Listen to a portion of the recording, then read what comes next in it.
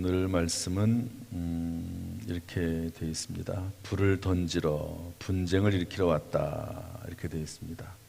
한번 따라서 할까요? 불을 던지러 왔다, 분쟁을 일으키러 왔다. 예수님께서 하신 말씀입니다. 예수님께서 뭘 던지러 오셨다고요? 불을. 뭘 일으키러 오셨다고요? 분쟁을. 일반적으로 우리가 생각하는 내용하고는 좀 다르죠. 예수님께서 화평을 주러 오셨지 무슨 분쟁을 일으키러 오셨습니까? 그런데 예수님이 분쟁을 일으키러 오셨대요. 그 의미가 뭔지 좀 살펴보려고 합니다. 먼저 우리 49절 말씀 읽어보겠습니다. 49절 시작. 내가 불을 땅에 던지러 왔노니 이 불이 이미 붙었으면 내가 무엇을 원하리요? 불 하면은 생각나는 게 뭘까요? 기본적으로 인류의 문명을 한 단계 발전시킨 그야말로 불이 있습니다. 그래서 옛날에는 정말 구석기 시대 이런 때는 그냥 고기를 잡아서 사냥을 해서 날것으로 먹었잖아요. 그런데 어느 순간 이제 불이 발견된 거죠. 불. 그래서 그 불을 가지고 이제 음식을 해 먹기도 하고 그렇게 됐습니다. 그런 것이 기본적으로 불이죠. 그 다음에 또 어떤 불이 있죠? 하나님의 심판을 불로 표현했습니다. 그래서 노아 홍수는 무엇으로 심판을 했죠? 물로 심판했습니다. 그런데 이제 앞으로 하나님의 심판은 무엇으로 임한다고 그랬죠? 불로 임한다고 했습니다. 그래서 해석하기를 예를 들어서 무슨 전쟁 같은 게 나가지고 원자폭탄이 막 터지고 막 이래서 마지막 때에는 불심판이 그렇게 이루어지지 않을까. 물심판은 이제 끝났으니까 그런 얘기를 하는 분도 계십니다. 이것도 또 다른 종류의 불이죠. 그러다가 신약시대에 와서 불이 하나가 나와요. 마가의 다락방에 임했던 불입니다. 이것은 성령의 불이죠. 한번 따라서 합시다. 성령의 불. 성령의 불. 이거는 또 새로운 불이지 않습니까? 그래서 우리에게 성령이 임할 때 마가의 다락방에서 각자의 머리 위에 성령의 불꽃이 임했다고 말씀을 하고 있습니다. 이런 것처럼 이제 불이라고 하는 것이 표현하는 게 참 많습니다. 불의 의미가. 그런데 여기에서 말하는 불은 뭘까? 49절에 내가 불을 땅에 던지러 왔노니 이 불이 이미 붙었으면 내가 무엇을 원하리요? 불이 안 붙었다고 하는 걸 보니까 문명을 일으키는 불은 아니에요. 또 불심판 이것도 아닙니다. 이거 하나님께서 심판하시겠다고 하는 말은 아니거든요. 불이 이미 붙었으면 예수님께서 심판을 원하는 말씀은 아닌 것 같아요. 남아있는 게 성령의 불인데 여기서 말하는 성령의 불도 또 아니에요. 왜냐하면 뒤에 이야기를 쭉 보면 분쟁이란 말이 나오고 여러분 성령을 받으면 평화가 임하고 능력이 임하지 않습니까? 그런데 여기서 불이 붙었을 때 화평이 아니고 분쟁이 일어나게 되고 그래서 한 집에 5사람이 있으면 둘이 셋과 싸우고 또 셋이 둘과 싸우고 아버지와 아들이 싸우고 아들이 아버지와 분쟁하고 시어머니와 며느리가 분쟁하고 이런 걸 보면 여기서 말하는 불은 또 성령의 불은 아니에요. 물론 성령의 불의 결과일 수는 있지만 여기서 말하는 불은 뭐냐면요 분쟁을 말합니다. 진리를 따르는 성도들에 대한 불신자들의 적대감, 분쟁 이겁니다. 그러니까 예수님의 당시에 이런 불이 붙지 않은 거죠. 물론 성령의 불의 결과일 수 있지만 그냥 아직도 불이 붙지 않은 그런 상태로 이 세대가 또 예수님의 제자들이 있었다는 것을 알 수가 있습니다. 이것을 조금 이제 확대해서 설명을 하면 어떤 의미냐면 신자와 불신자들의 구별이 되는 불이라고 볼 수 있습니다. 진리와 비진리를 구별하는 불이라고도 볼 수가 있습니다. 이런 불들이 임하게 되는 거죠. 그래서 이런 불이 아직 붙지 않았다. 아직 진리가 비진리가 명확히 구분되지 않고 신자와 불신자가 구분되지 않는, 아직 성령이 그 뜨거움이 그 제자들의 마음에 또 예수님을 따르는 사람들의 마음 속에 붙지 않아서, 그런 불이 붙지 않아서 도대체 예수를 믿는 건지 안 믿는 건지, 하나님을 따르는 건지 안 따르는 건지, 그 안에 진리가 있는지 없는지, 그것이 잘 구분되지 않다 하는 그런 의미로 볼 수가 있습니다. 그 다음에 50절 말씀에도 조금 다르게 해석할 수밖에 없는 내용이 또 나오는데요. 50절 말씀 한번 읽어보겠습니다. 50절 시작. 나는 받을 세례가 있으니 그것이 이루어지기까지 나의 답답함이 어떻게 하겠느냐. 여러분, 예수님이 세례를 받으셨나요? 안 받으셨나요? 이미 받았습니다. 그래서 세례 요한에게 이미 물 세례를 받았어요. 또 여기서 말하는 것은 또 성령의 세례도 아닙니다. 예수님은 성령으로 늘 충만하신 분이고 성령 자체이시고 하나님이신데 무슨 세례를 받을 필요가 또 있습니까? 여기서 말하는 세례는 물 세례도 아니고 불 세례도 아니고 성령 세례도 아니에요. 도대체 이게 뭐냐? 이것은 예수님의 받을 세례예요. 보통 이제 세례란 말을 할 때 무엇이 임한다는 의미거든요. 물 세례, 물이 임했다는 거고, 세례는 뭐죠? 불 세례는 불이 임했다는 것이고, 성령 세례는 뭐죠? 성령이 임했다는 거거든요. 그러니까 여기서 나의 받을 세례, 그러니까 무언가 예수님에게 임하는 것이 있는데 그게 뭐냐? 일반적으로 해석할 때 다가오는 십자가의 고난의 세례를 의미합니다. 이게 십자가의 세례예요. 고난의 세례입니다. 그것이 이루어지기까지 나의 답답함이 어떠하겠느냐. 그러니까 예수님께서 십자가를 지시고 돌아가셔야지요. 그래야지만이 예수님께서 성령이 이 땅에 오시는 것이고, 그리고 비로소 예수님의 구원 사역이, 예수님의 그 말씀이, 예수 그리스도가 전 세계에 전파되는 일이 이루어지게 되는 것이죠. 그리고 이 예수님이 받아야 될 십자가의 고난의 이 세례는요, 예수님에게 엄청난 부담감입니다. 그래서 예수님께서 십자가를 지시기 전에 겟세마네 동산에서 기도하시면서 얼마나 내가 민망하여 죽게 되었으니 나를 좀 위해서 기도해달라, 이렇게까지 얘기하지 않았습니까? 그것 때문에 예수님이 답답해요. 억눌리고 부담감이 있습니다. 그것이 이루어지기까지, 십자가와 부활의 사건, 성령의 사건이 이루어지기까지 예수님은 답답하는 것이죠. 그런데 그 결과가 뭐냐? 이 땅에 성령이 임하고 예수님의 십자가 사건이 임하고 그로 인해서 되어지는 결과가 뭐냐? 물론 그것을 통해서 사람들이 구원을 받고, 그리고 불신자들이 하나님께로 돌아와서 인생이 변화가 되고 하나님께 영광을 돌리는 삶을 살 수 있지만, 그러나 이런 일도 있을 수 있다는 것을 예수님께서 미리 말씀하시고 경고하는 겁니다. 우리 51절 말씀 한번 읽어보죠. 51절 시작. 내가 세상에 화평을 주려고 온 줄로 아느냐? 내가 너희에게 이르노니 아니라 도리어 분쟁하게 하려 함이로라. 예수님께서 뭐 하러 오셨다고요? 분쟁하러. 하나님과 사람 사이에 죄로 막혀있는 담을 허무시고 하나님과 사람 사이에 화평을 하러 오신 것은 맞습니다. 그런데 그런 시각으로 바라보는 것이 아니고, 예수 그리스도를 영접함으로 예수 그리스도의 십자가 부활로 말미암아 하나님과 화평하게 되고, 또 하나님과 화평함으로 말미암아 모든 사람과 사람 사이의 관계가 회복이 되고 화평을 주는 것도 맞지만, 그러나 예수 그리스도의 복음이 들어감으로 말미암아 생기는 분쟁도 있다는 것을 너희가 분명히 알아야 된다 하는 것을 말씀하고 있습니다.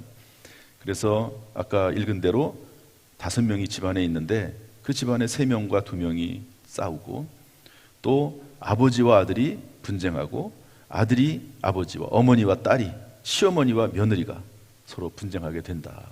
왜 그렇죠? 우리가 많이 그런 것을 봅니다. 우리 기독교 초기에 복음이 들어갔어요. 대부분은 여자들이 많이 믿었거든요. 여자들이 들어가요. 또 며느리가 믿어요. 그러면 그 복음 때문에 어떻게 됩니까? 며느리가 신앙을 포기하지 않습니다. 참 희한하고 놀라워요. 그 안에 복음이 들어가면 생명이 들어간 거기 때문에 신앙을 포기하지 않습니다. 그래가지고 그 결과는 뭡니까? 교회 나가지 말라고 그러는데 안 나가요.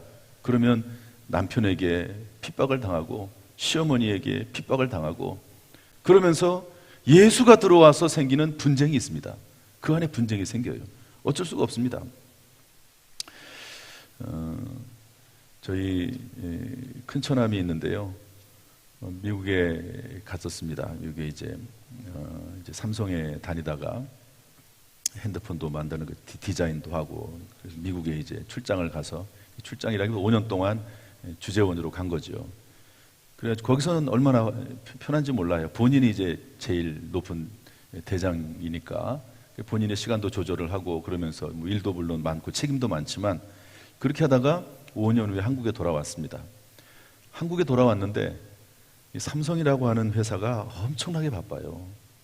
그래서 신앙이 참 좋거든요. 믿음이 참 좋아요. 그 아내도 그렇고 믿음이 좋은데 일을 못하게 하는 거예요. 교회를 못 나갑니다. 교회를. 왜냐하면 이제 한국에 돌아와서 조금 높은 직급을 맡았는데 매일 출근한 매일 토요일 날도 나와야 되고 주일 날도 나와야 되고 이전에는 교회 봉사도 하고 또 뭐 성가대도 쓰고 뭐 여러 가지 일들을 했는데 뭐 전혀 그런 걸 할 수 없습니다. 전혀. 그래가지고 그렇다고 뭐 회사를 그만둘 수 있는 건 아니잖아요. 당장.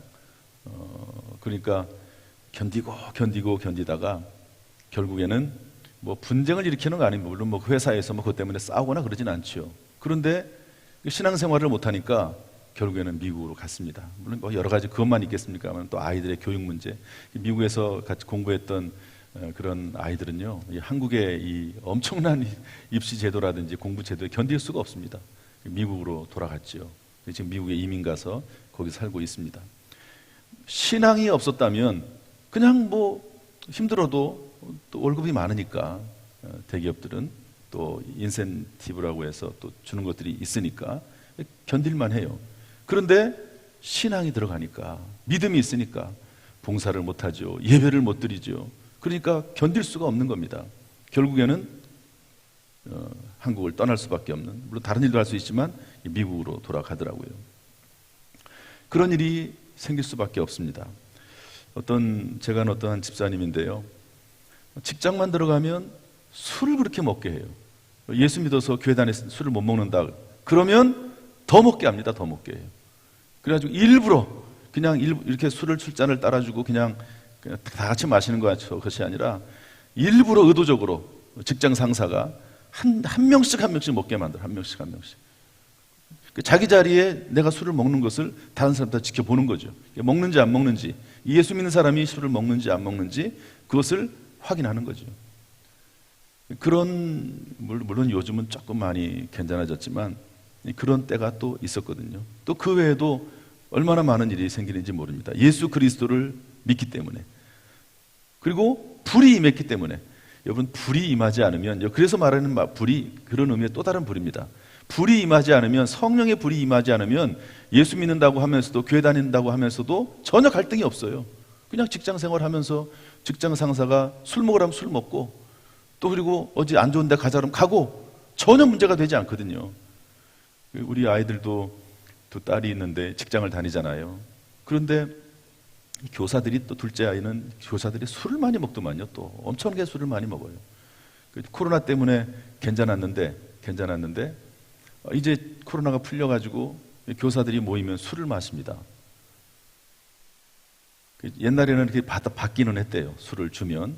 근데 이번에는 아예 받질 않았대요. 처음부터 아예. 그러니까 바라보는 눈빛이 별로 안 좋더라고. 그런 얘기도 합니다. 예수를 믿지 않으면 이런 일이 왜 생깁니까? 전혀 갈등이 필요가 없는 거죠.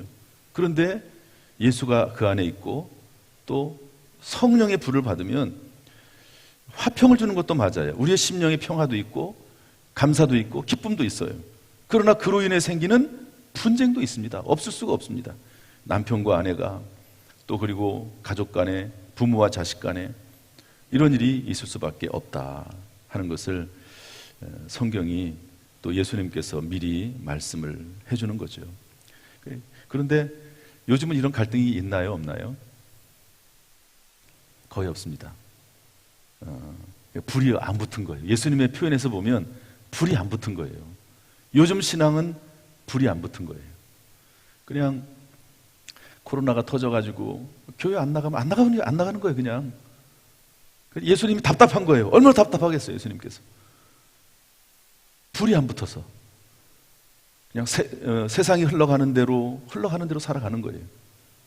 분쟁도 없어요. 그렇지만 진리도 없어요. 신자와 불신자의 구별도 없어요. 도대체 이 사람이 예수를 믿는 건지 안 믿는 건지, 진리가 있는 건지 없는 건지 구분이 되지 않는, 그러니까 예수님이 답답하고 불이 붙었으면 좋겠다. 분쟁이 있을 수는 있지만, 그러나 분쟁이 없는 대신에 불이 안 붙었고 신자인지 불신자인지 진리가 있는지 없는지 모르는 상태가 돼버리고 말았다 하는 것을 예수님께서 말씀하시면서 미리 예수님께서 알려주시는 겁니다. 이 당시에는 이게 무슨 말인지 깨닫지 못하죠. 그러나 이 말씀 그대로 실제로 일어나죠. 예수 믿는 것 때문에 스데반 같은 사람은 돌에 맞아 죽지 않습니까? 예수님의 제자들은 거의 다 순교하고 죽습니다. 그런 것들을 미리 알고, 그래서 저를 한번 따라서 하시죠. 불신자들의 적대감을 이상히 여기지 말라. 불신자들의 적대감이 있습니다. 물론 예수 잘 믿어서 칭찬도 받지만 불신자들이 주는 적대감도 있습니다. 또 두려워하지도 말아라. 그 흔들림 없는 믿음을 가지고 이웃과 가족과 이웃을 구원하기에 힘써야 되고, 믿음을 배신하지 말라, 그런 얘기입니다. 예수님께서 하시는 말씀은. 그리고 우리는 새로운 가족 공동체, 여기는 본문에는 없지만 예수님께서 뭐라고 말씀하시죠? 주의 말씀을 듣고 내 말을 듣고 따르는 자가 내 가족이다, 내 어머니다, 내 형제요 자매다, 이렇게 말씀하고 있거든요. 그 예수님은 좀 더 큰 그림을 그리고 계십니다. 육체의 가족도 있지만 새로운 가족 공동체, 믿음의 공동체를 예수님께서는 꿈꾸고 계시는 것을 알 수가 있습니다. 참고로 그렇다고 해서 대립과 긴장이 불신자와 신자 사이에 또 가족 내에서도 있을 수 있다는 말이지, 가족을 버리라는 말은 아닙니다. 영원한 숙제지요. 영원한 기도 제목이지요. 그래서 가족을 위해서 계속 기도하는 가운데 결국에는 그 가족도, 믿지 않는 가족도 얻게 된다는 의미지, 그때까지 신앙을 지키면서 살아가라는 말이지, 신앙도 포기하지 말고 가족도 포기하지 말아라, 이런 의미입니다. 둘 다 포기할 수 없는 거지 않습니까?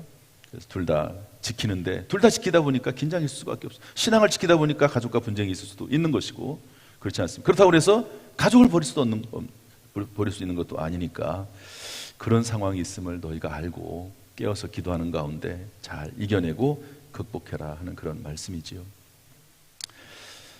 주님께서 오늘 이 말씀을 저와 여러분에게 주시면서 때때로 신앙생활하는 것이 힘들 수도 있습니다. 믿음으로 잘 극복해서 오히려 많은 영혼들을 구원하고 더 잘 되는 역사가 있기를 주님의 이름으로 축복합니다. 우리 모든 성도들에게 지혜와 능력과 은혜 베풀어 주시기를 주님의 이름으로 축원합니다. 반드시 승리하고 오히려 더 잘 되는 역사가 있기를 주님의 이름으로 축원합니다. 기도하겠습니다. 하나님 아버지, 우리 초기 한국 교회는 신자와 불신자의 구별이 뚜렷했고 진리와 비진리의 구별이 뚜렷했지만 어느 순간부터인가 이것이 점점 사라져버리고 마는 시대가 되었습니다. 하나님, 우리 교회 모든 성도들, 또 우리들은 하나님의 말씀에 대한 분명한 믿음을 가지고 살아갈 수 있도록 인도해 주옵소서. 믿음으로 살다 보면 때때로 당하는 어려움도 있지만, 그러나 하나님이 지혜와 능력을 주시어서 흔들리지 않는 믿음을 주시어서 이겨내게 하여 주옵소서. 오히려 더 잘되게 하시고 승리할 수 있도록 하나님 우리를 붙잡아 주옵소서. 예수 그리스도의 은혜, 예수 그리스도의 십자가의 은혜, 예수님의 사랑, 예수님의 능력이 없이는 되지 않사오니 주여 우리에게 은혜를 베풀어 주옵소서. 능력과 지혜를 주옵소서. 오늘도 주 안에서 승리하도록 하나님 우리를 붙잡아 주시기를 원합니다. 우리 모든 성도들 영과 혼이 잘됨 같이 범사가 잘되고 강건하도록 역사하여 주옵소서. 예수님의 이름으로 축복하며 기도하옵나이다. 아멘. 이제는 우리 주 예수 그리스도의 은혜와 아버지 하나님의 무한하신 사랑과 성령님의 교통하심이 이 시간 주 앞에 나와 예배드리는 모든 성도들 한 사람 한 사람 머리 위에, 그 가정, 직장, 사업, 자녀, 심령 위에, 그 입술 가운데 그 영과 혼과 육 위에 함께 하시기를 간절히 축원하옵나이다. 아멘.